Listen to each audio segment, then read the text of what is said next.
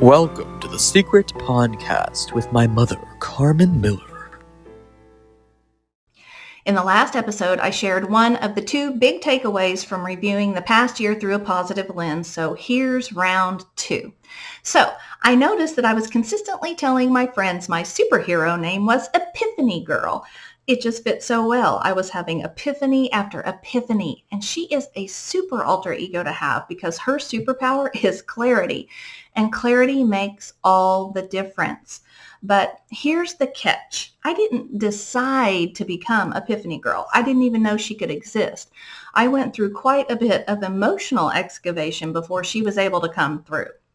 So let's start out thinking about it this way. A physical symptom gives us a clue. For example, a fever is a clue we may have an infection. Our emotional reactions give us clues too. So when emotional symptoms come up, the first thing we want to do is ask why. Asking why has always naturally been part of my repertoire. This nets me another super alter ego. I have questions, girl. Keep in mind, I'm also a Capricorn, so I'm always climbing that mountain. This makes me get her done girl. Get her done girl's kryptonite, though, is the evil, never-ending to-do list. I always say, if it's not on a list, it doesn't exist. But more on this in the next episode. So I started to notice that my usual Capricornian style of just push through it suddenly felt exhausting in a way it never had before. And when I looked back with honesty, I realized I'd been living in a constant state of overwhelm, overfunctioning, overperforming, just powering through like adults who are adulting have to do. But eventually I hit a wall and I just couldn't. So I put on my I have questions girl cape and I asked myself, why? Asking why is always a great start, but there's always a big but, and it's usually mine. As I've gotten older, I realized I need change agent answers. Change agent answers connect your why to the deeper reasoning underneath. For example, identifying all the external factors contributing to my overwhelm and exhaustion was easy. Naming things outside of ourselves is good, but we don't have control over anything outside of us. Plus, I knew there had to be more to it than I'm shutting down because I'm tired. I needed to find a change agent level answer. So how did I do that? Life is literally about how we feel. How does someone make you feel? How does something make you feel? So when I walk back my why, it's like connecting the dots. I had this feeling. Why? What does that feeling remind me of? What does this feeling connect to? Where is this feeling coming from that seems so automatic?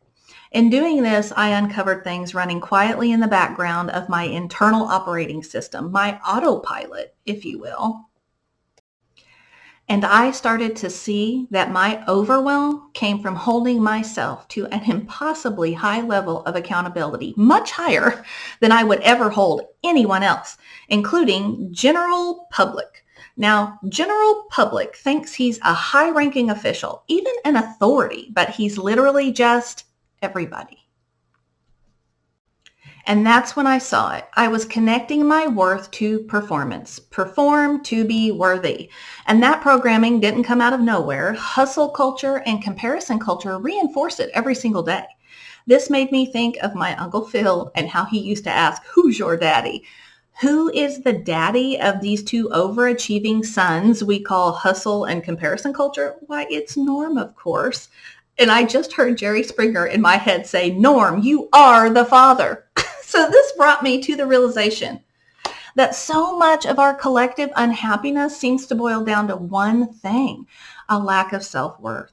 And if you look at general public through this lens, you suddenly have so much more empathy.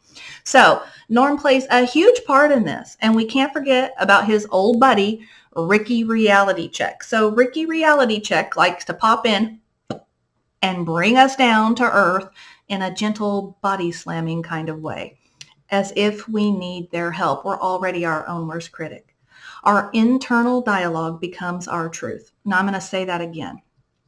Our internal dialogue becomes our truth. You would never say the things that you say to yourself to someone else. Yike. That's a major flag on the play, folks. So Norm, General Public, and Ricky Reality Check all tell us to perform and achieve if we want to be valued. They're running an over-opinionated circus.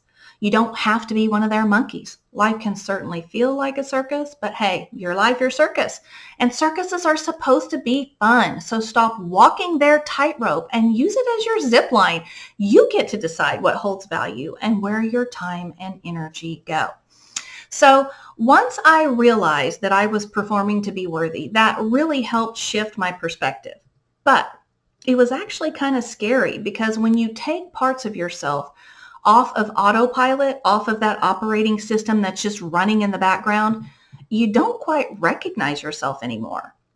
Psst, but that's okay. It's called growth. But I Have Questions Girl was still hot on the trail of a change agent answer. Because I was still shutting down, performance-based worth was definitely a culprit, but clearly there was more to it. So I asked why. Why did I care so much about performance? And who did I find hiding in the deepest corners of my mind? A shadowy figure by the name of Captain Control. There he was, lurking in the shadows, trying to control schedules, situations, people, outcomes. But in his defense, Captain Control wasn't really the villain here. He was just doing his job, and he's in charge of protection. And he was protecting something much more crippling, fear. So control is fear-based. So just realizing this is huge. This meant I was afraid of something, and I was. I was afraid of being overcommitted, put in taxing situations, or ending up with outcomes I didn't want. And Captain Control was just trying to keep me safe. In walking that back even further, I was able to name the fear that Captain Control was guarding. Scarcity. Scarcity mindset constantly whispers, there's never enough. And Ricky Reality Check loves scarcity mindset, by the way. So for me, it wasn't just scarcity around money or success. It was time. There was never enough time. I was going to miss this or that opportunity. I wasn't going to accomplish anything. I could never get all the things done. Drew was growing up too fast. We were missing out on his childhood, and it did go by fast, but that's a different discussion. So I realized Captain Control was harboring fear, harboring scarcity, and it was fragmenting my time and attention. I was chasing squirrels. And I never caught a single one. And I felt bad, sad, and less than about all the squirrels I didn't catch, the boats I missed, the trains that left the station without me. It's okay to mourn missed opportunities. Remember, process it. Even if you have to tell your cat, get it out. Don't wallow in the wallows. Trust that what is yours will not pass you by. That trust is paramount. I've learned that time has so much less to do with this than we think.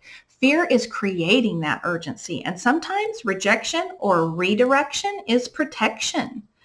I realized maybe I was never meant to catch a squirrel. Maybe I was meant for something bigger, something more, and no offense to squirrels everywhere. But following the emotional clues of exhaustion, overwhelm, and shutting down helped me see more clearly. I walked away from Norm and all his cronies, and I saw Captain Control for who he really is. I mean, his job is a facade anyway. The only thing you can really control is yourself, and we all know even that is incredibly hard. So I said sayonara to them all and radically surrendered. I wanted to be open to what was truly meant for me, and suddenly I met Flo. Flo was full of surprises. What she brought was so much better, stronger, and aligned than anything that Captain Control and I ever tried to overplan or force. And it came with so much more ease than I had ever experienced in my life. So for the first time ever, I met crystal clear, and she's a beaut. So to come full circle, I stopped shutting down because I truly understood why. I connected the emotional dots to get the change agent level answers that told me what I needed to know and introduced me to Flo and Crystal, my new BFFs. And that is how Epiphany Girl came through.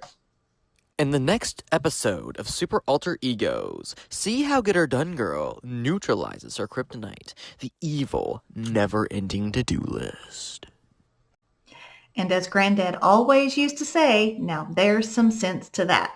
Until next time, wishing you much love and laughter.